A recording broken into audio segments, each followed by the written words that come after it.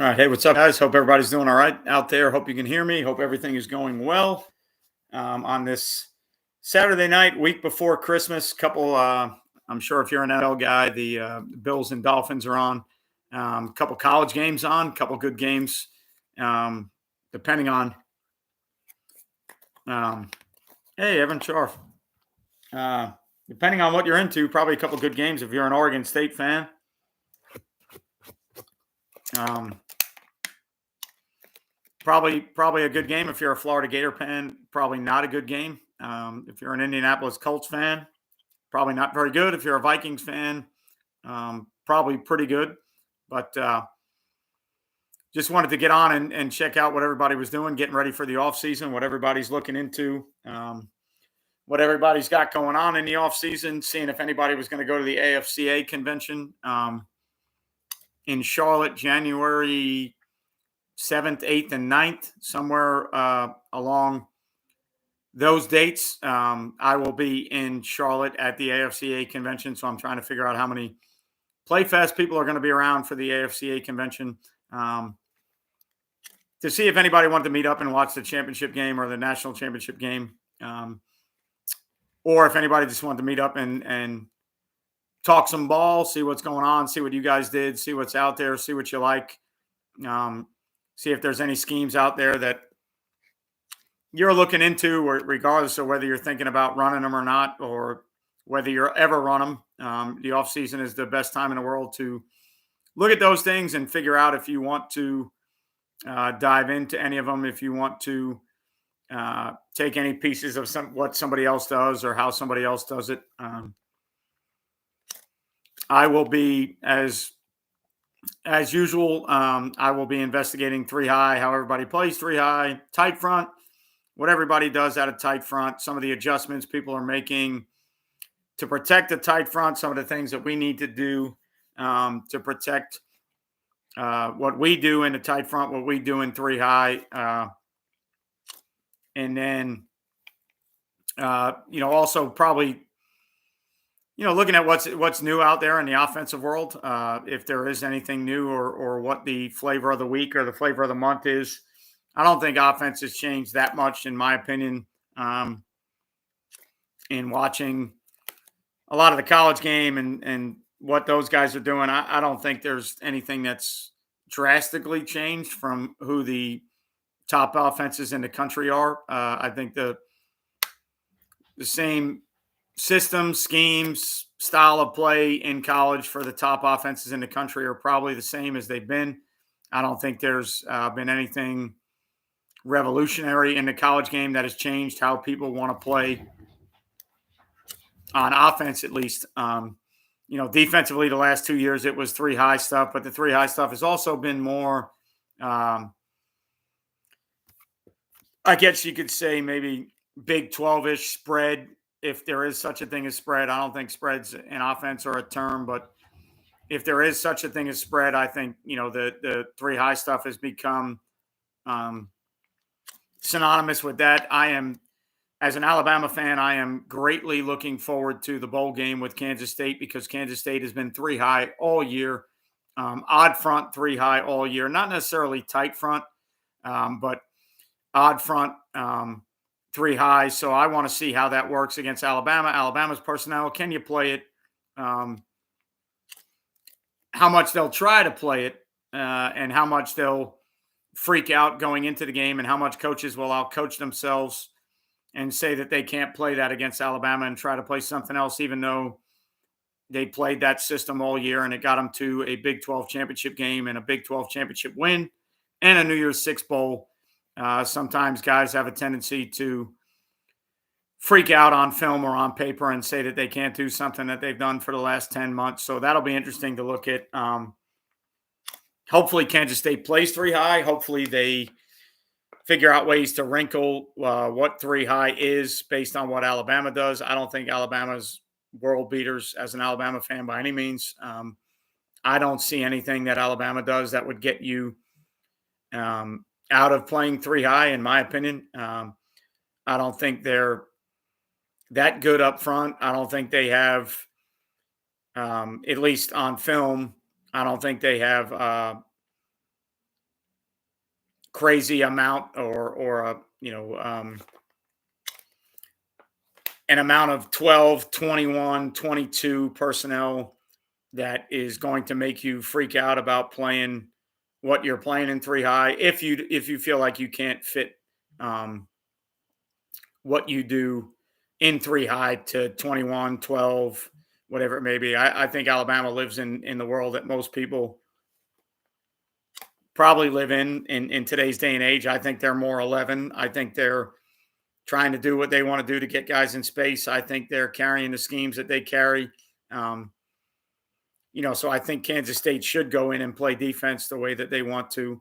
Uh, but TCU played three high all year, so that was interesting to look at. Coming from a team that was 4-2-5 forever, they played three high.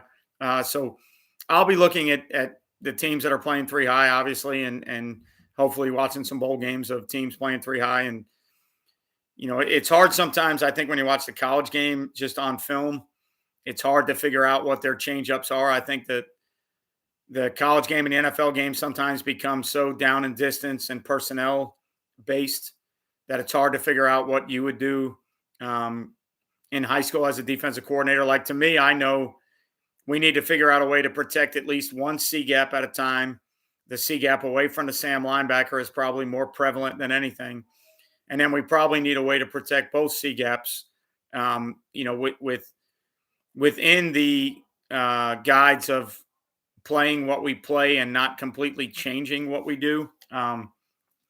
My first thought right away was probably 4-2-5, which is I'm most comfortable with. Even front 4-2-5 was probably the most conducive change up to the three high stuff. But I found out real quick in coaching both of them that two high and three high are a little bit different.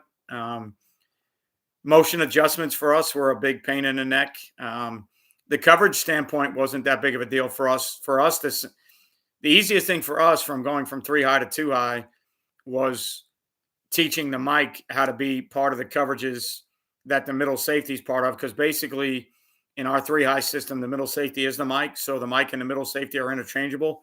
So if we worked in the offseason a bunch on the Mike playing, if we gave the Mike and the middle safety similar reps in base formations, 3-by-1 would be a little bit different, I think. But in all of the 2-by formations, which for anybody that studies football, 2-by formations are probably 60 to 70% of the game. 3-by-1 formations are probably less than 2-by formations. Although with three high, I think the inclination for a lot of people is to get into 3-by-1 because I think most people figure out that if they get into 3-by-1, they can get you out of some of your three high safety fits. But at the same time, in my opinion, if you can make an offense run 3-by-1 most of the night to get you out of what you're trying to play, then I think you're getting them into maybe what they don't want to do. So, it's always a catch-22 chess game, offense, defense, how you want to do things, what you're trying to do. So in the offseason for me, when you get into this time of year, it's bowl season. All these games are probably going to show up on YouTube somewhere. If you have all 22 filmed, then I think that's awesome. But I think all these bowl games are going to show up. So now you get a chance to look at, what are the colleges doing? What are they doing now? They had 2 weeks to prepare. They had 3 weeks to prepare. What wrinkles did they put out? So now you're getting into the clinic world. Like I said, I'm going to be at the AFCA convention in Charlotte, first week, second week of January. And now you're going to get into the world of clinics and who's out there talking and who do you want to go listen to. So, it's that interesting time of year as a football coach where probably everything is good. You could get into a situation where you could probably listen to anything you want to because everybody that's speaking at a clinic, you can probably guarantee if somebody's speaking at a clinic that they had success and they won and they're doing good things. So the tough thing to me about clinic season is picking and choosing who you want to go listen to, because a lot of times during clinic season, you're going to get guys that probably have had success. And if you could figure out how or why they had success within that system, that would probably be your best option. But you can get into the world where, especially during clinic season, off season, you could probably investigate anything you want to. If you went around the country, I'm sure you could find wing T teams that won state titles. You could probably find single wing teams that won state titles. You could probably find flex bone teams, air raid teams, 11 personnel, 22, 13, 31. You could probably find almost any personnel grouping that you want, and somebody's won a state championship. You could probably find any offensive scheme or defensive scheme that you want, and somebody's won a state championship. So, for me, it's all about finding, based off of what you do and what you want to do, how can we research the things that we need to research while we have so much free time? And especially like we got Christmas break coming up, right? So anybody that's a teacher and a coach, you're going to have the next 15 days off outside of family, holidays, and everything else. You're going to have time to watch film. You're going to have time to watch games. You're going to have time to investigate anything you want to investigate. So to me, the biggest off-season deal, is probably where do you choose to spend your time? What are you going to look at? Are you going to look at things that you actually have a chance to run within your system? Obviously, I think you could probably take anything in the world and say that you could run it in your system at your school. But, with X amount of hours in a day, X amount of practice time, are you going to look at things that you think you can do or things that you would like to do? Or are you going to look at things that are intriguing to you based on returning personnel, based on the players that you have at the school that you're at? Or are you going to look at things that are intriguing to you because you think they're interesting, you think they're good ideas, but maybe you can't run them at your place? And I think anything that you look at, you can probably try.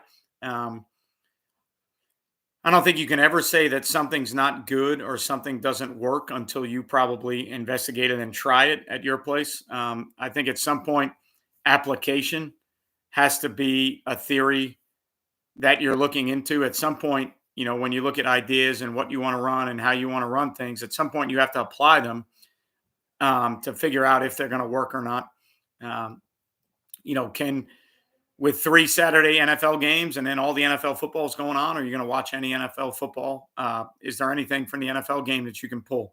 So, to me, this is the time of year where we're fully into the offseason now. Just about every state has probably played for state titles. You're now in a situation where you're in your offseason, or you're in an offseason for maybe a job that you think you're going to get, a job that you would like to get, a job that you might get. So how are you balancing those things to figure out, all right, well, if I'm here, this is what I'm going to run. If I'm there, this is what I might run. Common knowledge normally says be where your feet are and work the job that you have and not the job that you want. But, again, especially early December, middle of December, going into the new year, always an interesting time of year for everybody. You should be, in my opinion, probably done with your self scout and everything that you did and everything that your opponents did. If you're in a system like we are in Florida, we know that for us, at least on my schedule, I know that 9 of the teams are going to be the same. And there's going to be one team that's different. So at this time of the year, I'm probably looking at, are those staffs the same? Are there staff changes as we roll into the offseason? Because I think the biggest thing, for me at least, at the school that I'm at as a defensive coordinator, the biggest thing is I need to look at what people try to do to us, how they tried to attack us, and what answers do I need based on what people were trying to do to us. Because, realistically, if they're the same people at the same schools, they're going to do the same things. I think you may see some wrinkles or you may see some nuances, but I think people in general, especially coaches, I think they are who they are. I think the more you study the last 10, 15 years of guys that are coaching in your conference, on your schedule, in your district, I think you'll find that they pretty much are who they are, and they're going to run what they run. And there'll be some slight nuances every year. So for me, going into this offseason, I need to figure out, what did we do? What were we good at? What things did people do to try and attack us? And what are the answers that we need to have to make our defense better? I know wholeheartedly after our self scout and looking at what we did, I know that tight three high for us as a base structure is 100% the way we need to go and who we need to be. Uh, I can tell you in a year and a half of running tight three high stuff, predominantly as a base defense, people come up with all sorts of game plans to try and manipulate the tight front and the three high structure. I think it gets people to do things that they don't do every week. I think it gets people to wrinkle the things that they do every week. And I saw, at least towards the end of this year, once our film got out. So I took the job in January. We had spring ball. You know, uh, for me, I feel like it wasn't until we got 2 to 3 games into the year that people realized, all right, this is what they do, this is who they are, and this is what we're going to try and do. And probably from week 5, 6 on, I saw a bunch of unbalanced X over teams trying to create.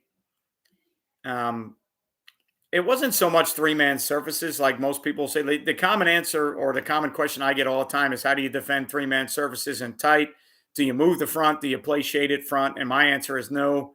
I don't get out of tight until I have to.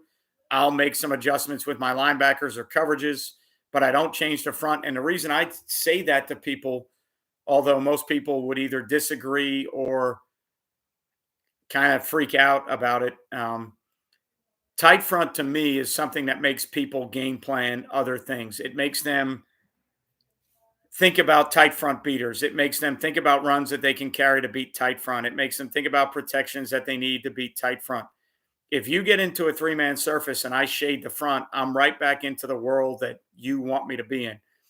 Tight front for me, from a run fit standpoint, gets our inside backers to have some pretty simplistic thoughts as far as what gaps are open based on um, which side the ball is being run to, based on whether there's pullers or not.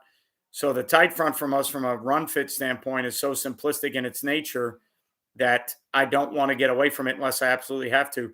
As soon as I shade the front, I now get into the world of having at least one big bubble, if not two big bubbles. When I'm in the tight front, I don't have bubbles. There's really, depending on which side you want to look at, if the nose is head up and he's working a side or he's lagging the center, all right, now as an offense, you can figure if he's a backside A-gap player, then there's a front side bubble. But at the snap of the ball, there's no schematic bubbles for you to draw up. There's no big bubbles that you like. As soon as I shade the front, if I'm A shade 5 and 4-eye backside, which is traditionally, to tight end surfaces, what you may see tight front teams to, if you study the Iowa State stuff and some of those teams, they play a lot of their fronts with the 4-eye to the back, and then they shade away from that. But to me, as soon as I do that, now the 3-eye structure is different and unique. I get that part of it.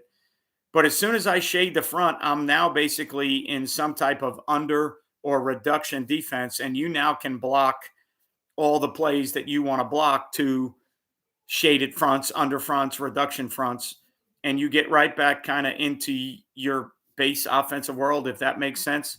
The longer that I stay tight, the longer that you need to have all the adjustments that you want to have.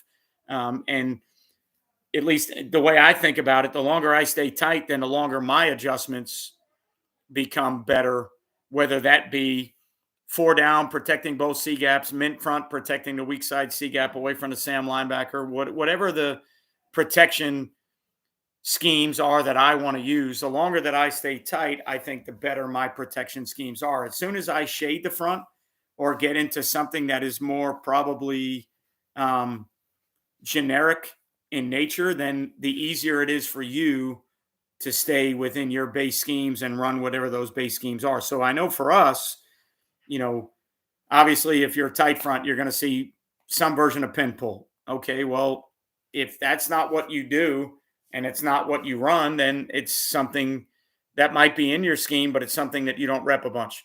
We saw some tackle pull schemes. All right. Well, if I watch 300 plays on film and none of those are tackle pull schemes, and then all of a sudden your tackle pull against us, yeah, it creates some issues for us within game plan wise, maybe what we're reading, what we're looking at, but it also creates an issue for you because I've got 300 plays on film of you never doing that.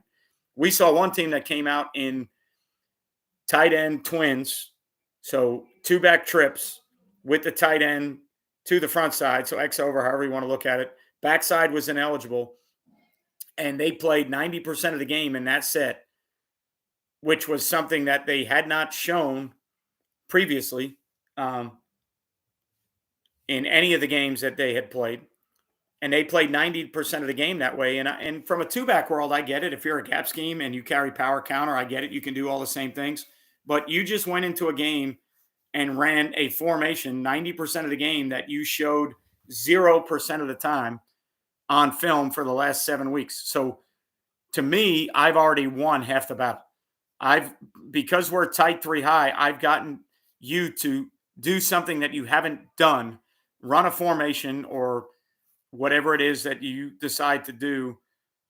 I've gotten you to do it in a week's time. Now, maybe you carried it, maybe you repped it. I don't know.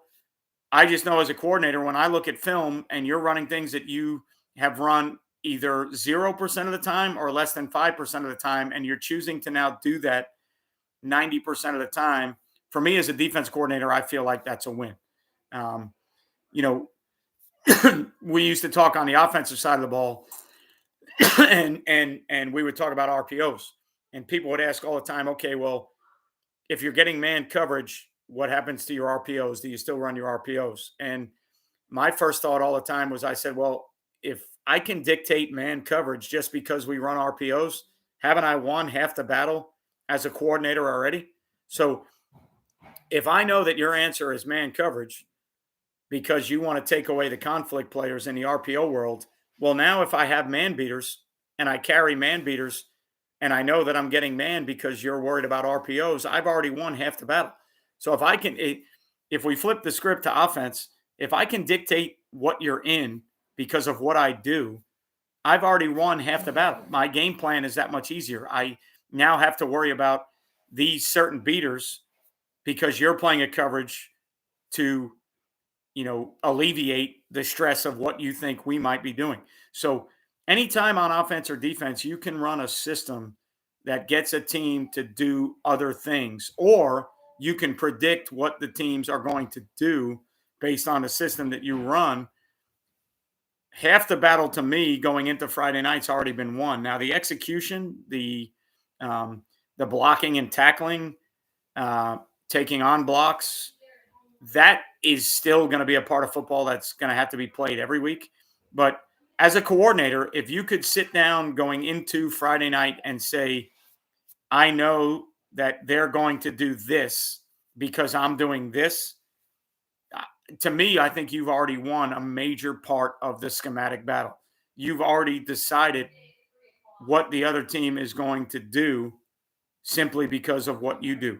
So if we stay tight front three high and I can get a team to do certain things, then I should be able to practice against those things. I should be able to try and defend those things and then build in the wrinkles that I need to work on to defend those things, right? So once we started seeing that X over trips, tight end twins on the same side, unbalanced two back sets, once we started seeing that, now we know we need to work on that in our tight three high, but we also know that we need an answer. So those are the things in the offseason that I always look at.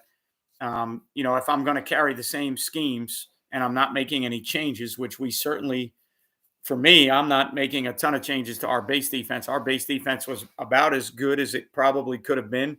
Our results were probably about as good as they could have been. The execution certainly should have and could have been better. What and where we called certain things within, our movements and our pressures obviously can always be better. But I am 100% sold on the fact that tight three high is our base defense. That is who we are, and that's what we're going to do.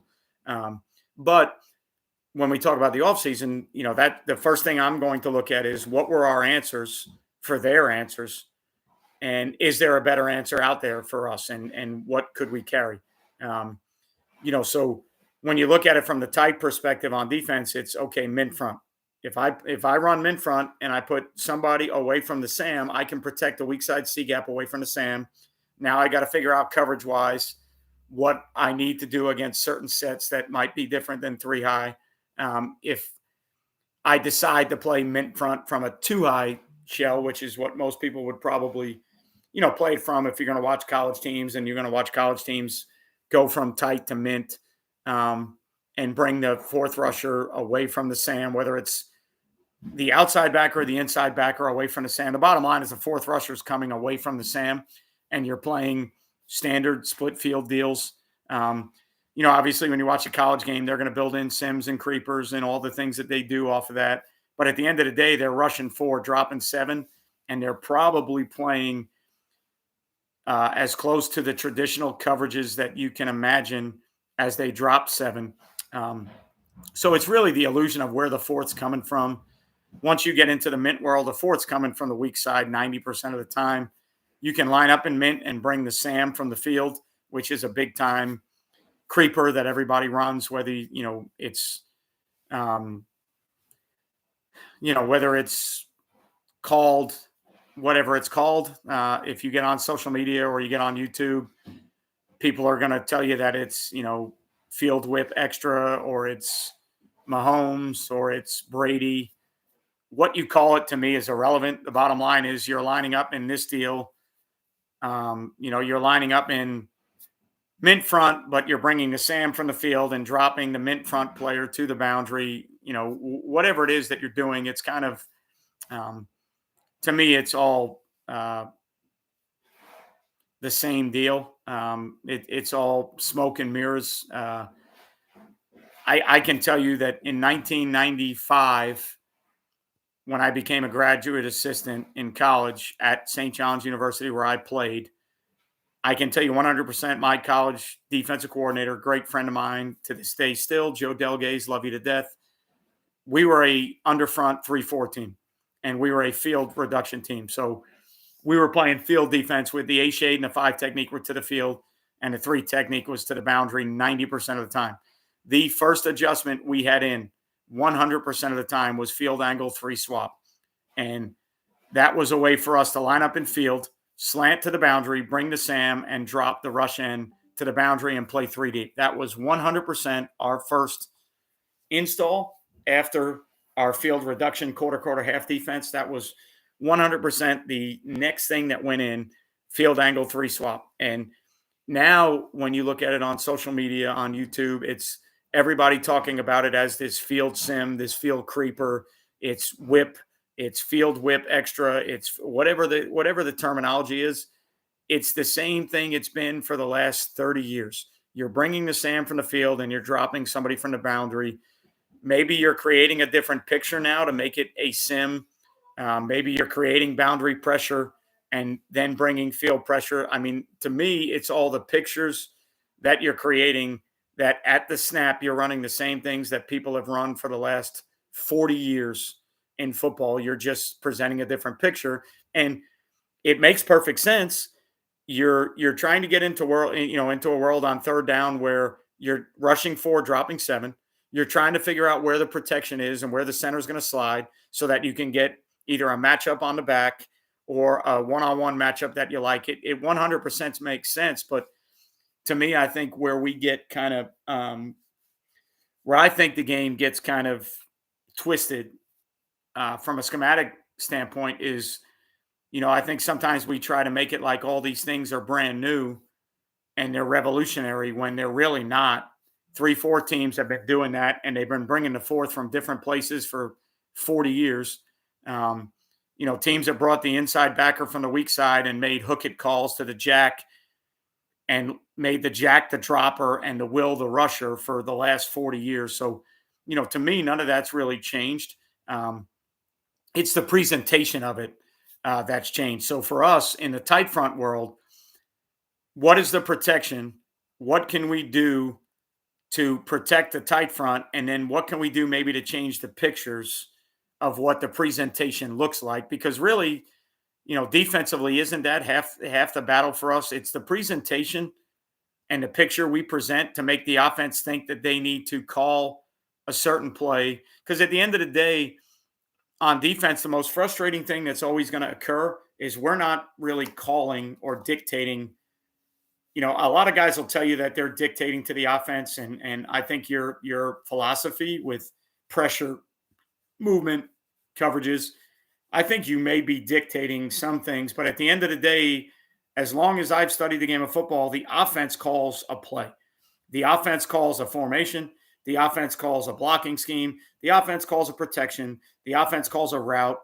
At the end of the day, the offense will always call the play, and the quarterback will always end up determining where the football goes, right? So the offensive coordinator is going to call a play, and if it's a pass play, the quarterback's going to have to read it out the way that the coordinator wants him to read it out. But when the ball gets thrown, the quarterback decides where the ball goes. So, when you really break it down to brass tacks or its most fundamental roots, the offense calls a play, the defense has to line up to the formation and then react to the play that the offense calls. So, to me, the world we now live in is presenting different pictures that hopefully can make the offense call certain plays or do certain things when we know we're not really running the picture, right? So, the sim creeper world, the fancy way of everybody looking at how they play defense now, especially on third down and getting off the field. A lot of those guys for years were probably on third down. They were probably bring 5 and play man free, bring 5 and play 3 under 3 deep, or bring 4 and play man under 2 deep, 2 buster, whatever. I don't even know what the fancy term is. But that's probably the way the game was played for a long, long time. And then defensive coaches got smart and said, look, on third down, we can't constantly play these adjusted coverages. We would like to send 4, drop 7, and create pressure. So, if you're an over front team or if you're an even front team and you just rush 4 and maybe you bring a couple games, well, the offense studies that. They know how to block that. They know how to protect it. So now you rush 4, drop 7, and you don't get pressure, and they can design the routes that they like against the drop 7 coverages, quarter, half, quarters, cover 2, Tampa 2, 4 under 3, whatever the system is, the offense can get themselves into a winnable situation. So the deal now is finding a way to rush 4, drop 7, play the coverages you want to play, but present the picture that changes things for the offense that makes it tough on protection or tough on coverage. The hybrid world that we live in now, with a lot of the sims and creepers and that world that you live in, the droppers are guys that you teach to drop all the time. You're creating, whether you're dropping defensive ends, well, you're probably dropping them to be hook curl players. And now you have some type of system in your defense that you teach some type of circuit of what hook curl players are, what curl flat players are. 2 years ago, I think it was maybe, Ohio State was all the rave because they were playing spot drop cover 3 with multiple insertions and rotations.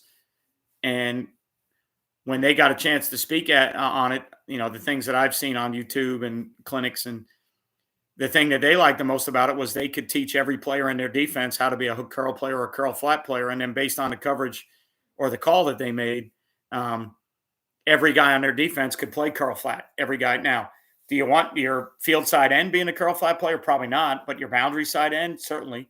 Can your field side end be a hook curl player? He certainly can. When you teach it as a spot drop, vision and break, eyes on the quarterback deal, landmark type deal, as opposed to a pattern match deal, I think the thing that they fell in love with was the multiplicity of how they could drop anybody they wanted to and bring anybody they wanted to create 4-man deals because they were all hook to curl players, curl flat players, and they taught them all the same. So, I think that's where the game has gone to now on third down, at least.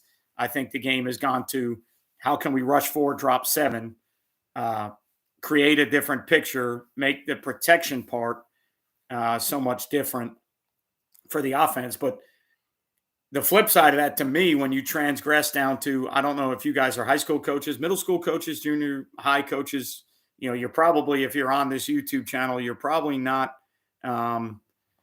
you're probably not a Division One college guy or an NFL guy jumping on a YouTube live. So I would imagine most of us on here are high school guys, middle school guys, Pop Warner guys. So can we use the same third down philosophy in our game?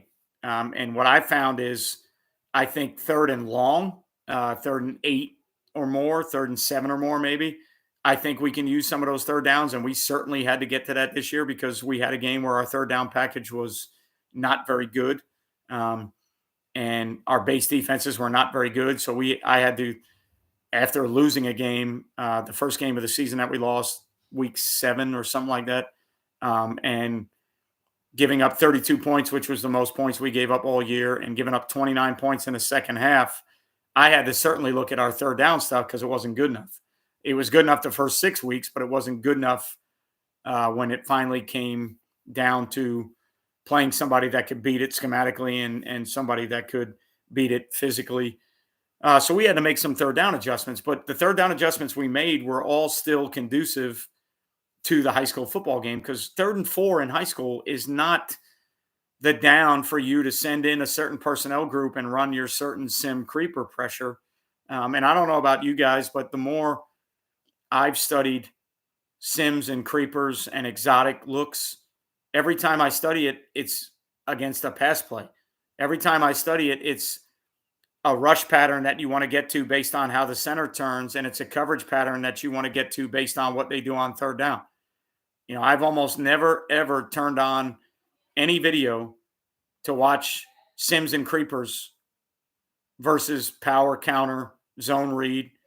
I think maybe the mindset is it's the same as gap wise. So if we're creating a different way to play an overfront by bringing a different guy to make it tougher on protection, but we still are overfront, we can fit all the runs the same. I'm sure that's part of the procedure. I would imagine as a defensive guy, you don't want 90 different run fits. So if you're creating same as pictures with your sims and creepers, then you can probably fit them the same. So that's probably some of the philosophy behind it. But if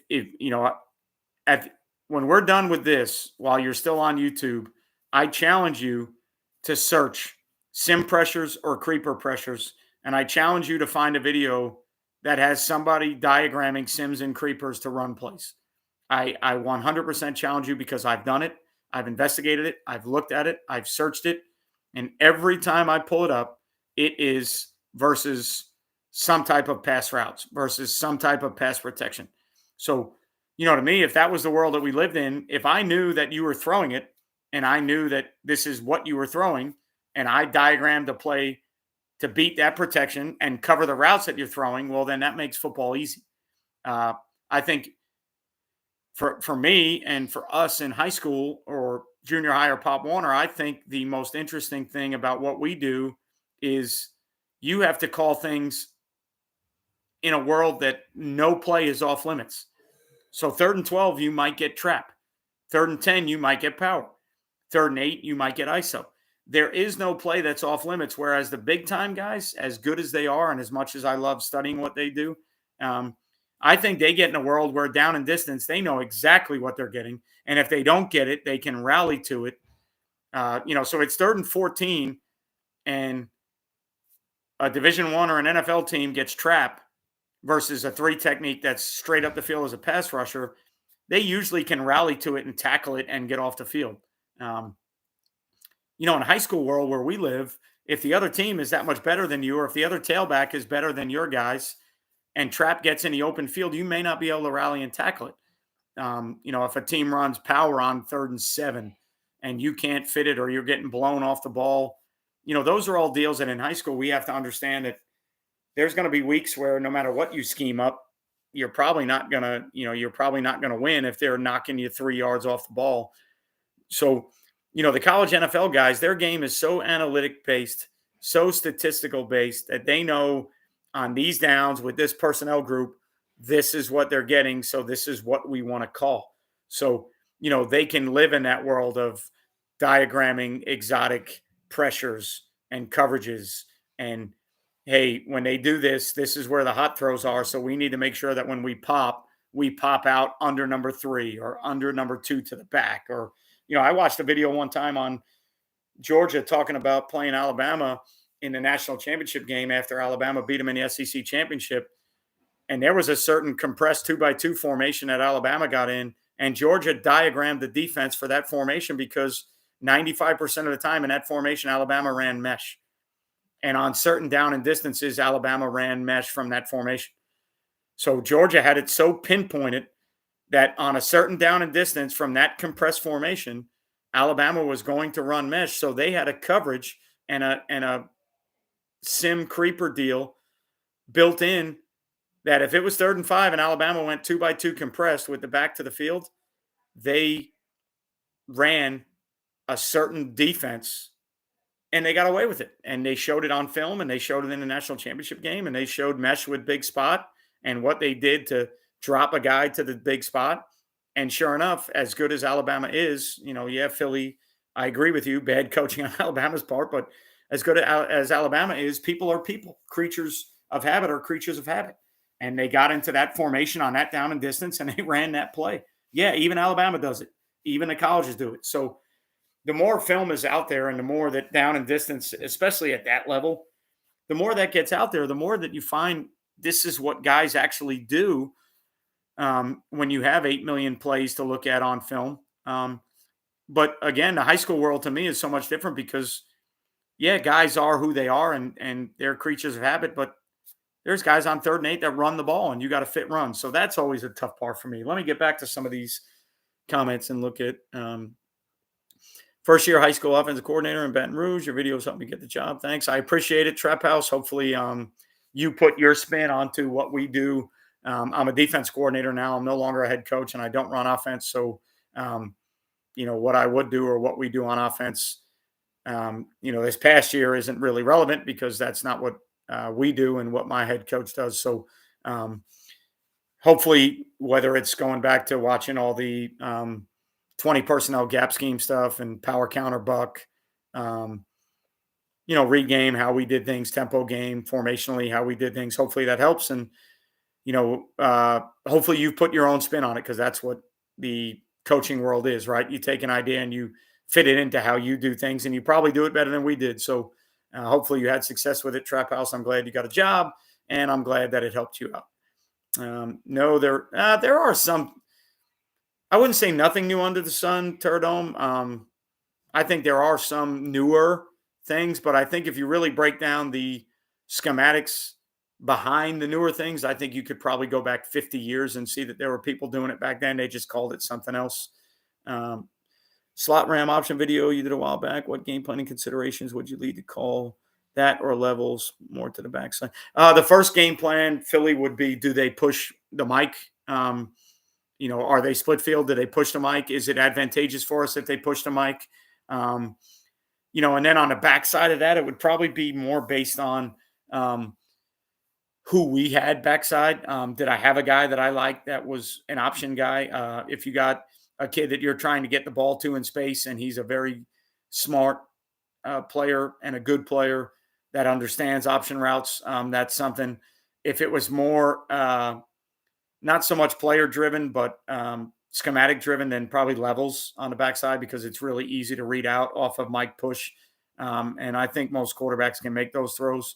If it was a world where it was a Cooper Kupp, Travis Kelce, a guy that you are certainly trying to get open, then 100% the backside of my mic push stuff would be, option routes or something to get that guy open. The backside of our mic push stuff used to be screen game. We would carry pass options. And formationally, 3-by-1 would probably be tailback screens and 2-by-2 might be tunnels. But we, for 2 or 3 years, or maybe 2 years, I don't know, the backside of our mic push was pass option screen stuff, along with levels and other things. So I think that's probably player-based, talent-based. or you just trying to carry enough things away from Mike Push that they can't. So, like right away for us, and I know for me as a split field team, when you start getting those issues on the backside of Mike Push, one of the first things you'll see 100% is lock. They'll lock the corner on one, the safety on two, if it's a 2x2 world, or um, so that if the Mike pushes, you get man. So then you kind of have to figure out that off your Mike push, you need to carry man beaters backside, because every time you push, they're worried about playing palms or split field and losing a number. So they do that. So I think, with enough 7-on-7 and enough research, you start to figure out what teams do away from their Mike push stuff. So you get into a world that you carry, probably more so, like I said, more so player driven on the backside of that, but also schematically, you would figure out what you wanted. And that's the great thing also about three high that I love. When you motion, we don't push. So our middle safety will match it like a Mike, but he doesn't push anywhere, as opposed to like when we were a 4-2-5 team and we were dead set 4-1 box. If you motioned out pre-snap and that motion got to a point where it affected the Sam and the Sam had to push, we had to push the Mike. How late we could push the Mike was always the deal, because we don't want to give teams an exact look in the box of when we push. Trying to hold the push as long as you can as a defense when you're in split field push concepts was a big deal. But we don't, our middle safety places the Mike, but he doesn't necessarily, you won't see an inside back. So if we're a 3-2 box for whatever reason, to 2x2, playing three high, if we're locked on the backside or into the boundary and we feel like we can hold a 3-2 box into the boundary, you won't see a Mike linebacker completely run with the push. The middle safety may move a little bit, but it creates a completely different read for the offense now, because the Mike doesn't push. So if everything you do is off a Mike push and the Mike doesn't push, if you stay front side, we're going to match front side with the middle safety. So I like the three high stuff from that standpoint, because I don't think it's, for me as an offense, the old world of, Ram, read away from the Mike push.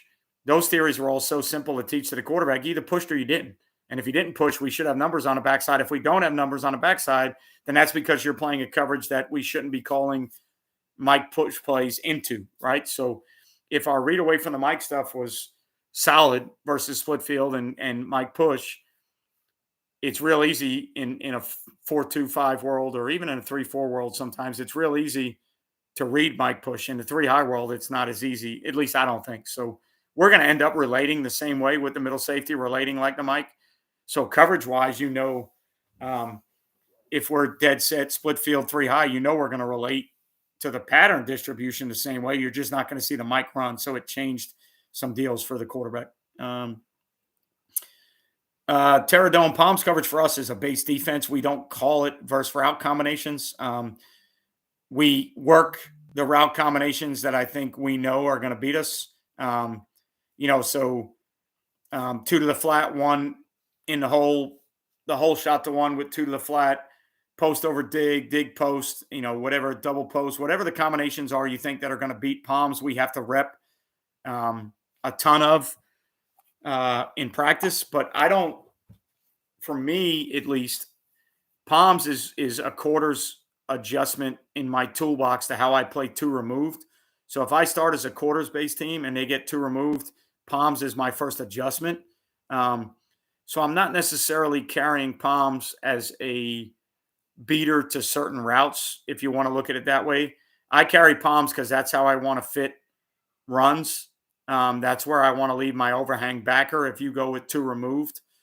So to me, it's more of a quarters adjustment of how within my quarters based world, you come out in two removed. What's my check if I was in quarters? What's my, if my kids were taught to play quarters to tight end flanker and you come out in slot two removed, what are we going to do? Again, I have several videos out there talking about why it's different.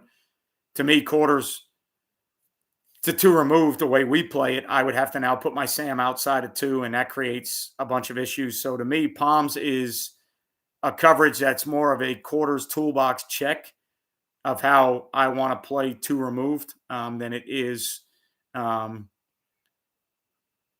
I don't call it for a passing threat, Terradome, if that makes sense to you.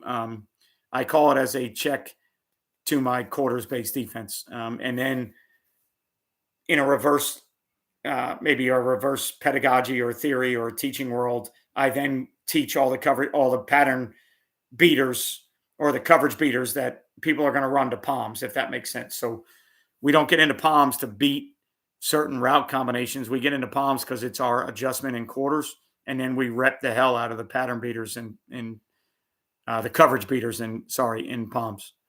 Okay, makes sense. Well, Eagles important that it's tough to play versus a pro flank. Better to stick. Philly, if it's to the passing strength, I'm going to play quarters until I can't to tight end flank. The problem with tight end flank is what you do when it's away from passing strength and the structure of defense that you're playing. So if you think about it from like the 4-2-5 world, my Sam linebacker can only go to one side. So if you're 2x2, and let's say you're twins, 2 removed to one side and you're flanked to the other side, I can only set my Sam linebacker to one side. If I'm a 4-2-5 team, now I have to understand, can my will linebacker play quarters coverage the way I want him to? If it's 2x2 flank, creating a 3-man surface, can I play a 4-1 box? Even though it's one back, I know it's one back. But if it's one back and it's maybe a quarterback run world, can I play a 4-1 box to a flank or a 3-man surface? Do I like the fronts that I'm playing the 3-man surface? And then when I decide where I'm going to put the Sam, do I have the ability with hybrid players that we teach to play multiple jobs? Can I play quarters away from the Sam? Because the standard way that we would play 4-2-5, the will linebacker would not be a guy that plays quarters. He would not be a guy that is taught to play outside the box as a curl flat match a wheel defender. The only time he would be outside the box would be if we played palms. And palms and quarters are 2 completely different coverages, even though they're variations. So palms is a variation of quarters, but it's not the same coverage to me in any way, shape, or form. So in our old 4-2-5 system, my will linebacker was not a player that would play quarters. It's not something that we would do. Now, what I did look into after we started running 4-2-5, and even this year when we ran broken 3-3 stack, and I should have done it this year because I had the personnel to do it. I should have looked at playing the Sam and Will more hybrid to where they both can be passing strength players, so that if I wanted to play quarters to the Will and line them outside the tight end and flank, I could do that. I never used to be able to do that in my 4-2-5 because my will was not that player.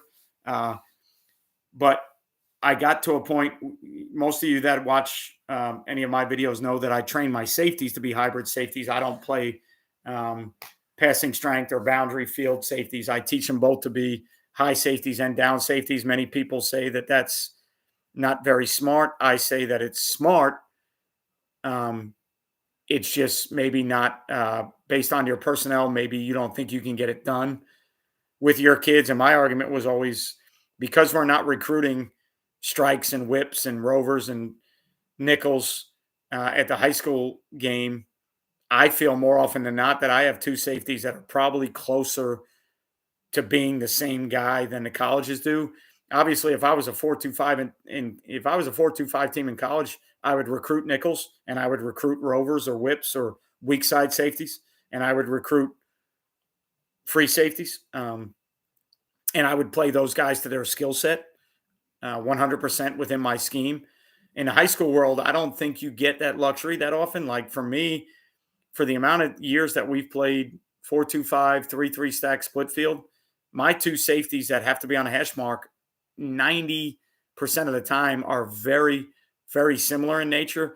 Maybe one runs better. Maybe one is more physical in the field boundary world you'd want to live in, but they're so close to me in 24 years of coaching football and probably 13 years of playing 4-2-5 split field or 3-3 stack split field or however we played our split field stuff. Those safeties in a 2 high shell are so close to being the same guy that it doesn't make sense for me to play passing strength, field boundary. The main reason I don't play field boundary is because as an offense, you come out and put your formation into the boundary and you make me check from my field defense. So I don't want to be in a world where you make me check because of what you do. So that's the first reason we train safeties to be hybrid players.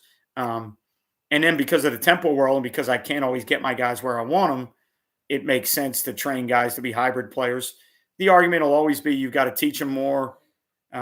If your play fast football moniker is to get guys to be simple, why would you want to teach them more? And my answer to that would always be within our teaching system. If we can teach it and I can get them not to worry about moving to formations and I can eliminate that part. If they don't have to move and I can eliminate the part of lining up the strength, and then I can eliminate maybe the checks to boundary stuff because we're going to put our Sam or whoever into the boundary versus FIB. If I can eliminate that, then I should have more time to teach how to play up and back as a safety or high and low as a safety or hash mark and box, however you want to look at it. If I don't have to move and line up the formations as much because I can line up to your formation with my personnel, then I should be able to teach more, if that makes sense. I played every position growing up. I was a quarterback when I was younger, got moved to tailback, then got moved to receiver. I never played O-line, never played D-line. I played linebacker when I was young. I played corner when I was young. I played safety in high school. I played receiver and quarterback in high school. And then when I went to college, I got recruited to play defense. I got recruited to play corner. But I was 5'9", 140 pounds. And the first week I got to camp and we did half line and we did tackling stuff. I couldn't tackle in college. So they switched me back to receiver, which I played in high school. And I played receiver for 4 years in college to probably some pretty good success at the Division III, 1AA level. Ended up with a chance to break Jerry Rice's touchdown record. Scored 40 touchdowns as a college receiver, caught 135 passes as a college receiver at the Division III, 1AA non-scholarship level in 1991 to 94. So, certainly at the level that I belonged at, certainly at the level that I should have been playing at. I'm not one of those guys that would tell you, based on my statistics, that I should have been a scholarship player or I should have been a 1AA player. I certainly was not a kid that would have looked to get into transfer portal after a huge sophomore year. I realized really quick. I had my best friend that I grew up with played linebacker at Boston College, and then he ended up playing with the Detroit Lions for 7 or 8 years. I 100% knew growing up that he and I were different. Although we played on the same high school team, and I certainly helped him in ways that he needed help. The best story that I could probably tell is I called defenses in high school. When we used to huddle back in the day, I got the signals. I called the defenses because the NFL linebacker that was my best friend that I played with was so amped up and into the game that he couldn't function in the huddle to call anything because he was so wound up trying to kill everything in front of him. And that was his nature that I ended up calling defenses. But technically, as the Mike linebacker and an NFL player, he probably should have called him, but it just fit us better for me to call him. But I knew 100% that we were different. He was 6'1", 220 pounds. He was probably almost as fast as I was in high school, if not as fast as I was. He was a lacrosse player that scored 7 goals a game in high school lacrosse. He was a pretty good basketball player. So athletically, he was probably every bit as good as I was as an athlete at 220 pounds and 6'1". So I learned real quick and early in my life that I was way different than the Division I level kids were. So I had a little bit of a bonus at least in my mind, that I wouldn't have looked to transfer. I wouldn't have been a transfer portal guy. I was exactly where I belonged. I knew where I belonged, and I was having a great deal of success and had a lot of fun. So, long story short, I was a receiver in college, if that's what you wanted to know. Um, Important that it's tough to play versus pro flank. Better stick to quarters. I was thinking about the split between 1 and 2, creating. If you're talking about palms, the split between 1 and 2, I've almost. I shouldn't say never. Maybe into the boundary. If the ball's in the middle of the field, I will never play palms to flank. It may be if the splits were funky, we might have a zone check or some check out of quarters if we didn't like the split. But I've almost never taught palms to tight end flank in my career ever, except into the boundary. There's been times where we could play it into the boundary, but I don't teach it as a base defense or something that we want to do to tight end flank or old school pro, however you want to look at it, whatever you want to call it. We're going to play quarters 100% of the time. So, all right. So, been on it for an hour. Appreciate everything that you guys do, all the comments that you leave when we go live. Appreciate you guys being here. I know there's an NFL game on. I know that there's some bowl games on, so that's probably why we have less guys than we normally do on here. But thanks for tuning in. Thanks for everything you do for PlayFast. Over the Christmas break and over the holidays, I'll be on again. We'll be on live trying to change the topics up and change what we do. Thank you, Daniel, and make it interesting for everybody. But to me, just getting on and having discussions and people, look at all the comments in the comment section, and that's with 10 to 12 people on here because probably there's NFL and college football on. So thanks for everything you guys do for PlayFast. Thanks for being here. Thanks for tuning in. Thanks for the comments. Thanks for the questions. And I appreciate everything you guys do for me. And I'm going to try and get on here one more time before Christmas so that we can talk and I can wish everybody a Merry Christmas because I love everything that you guys do for PlayFast Football. And I wouldn't be who I am if I didn't have subscribers and followers. So thank you so much for what you do. Remember, you won't play well until you play fast, and I will see you guys next time.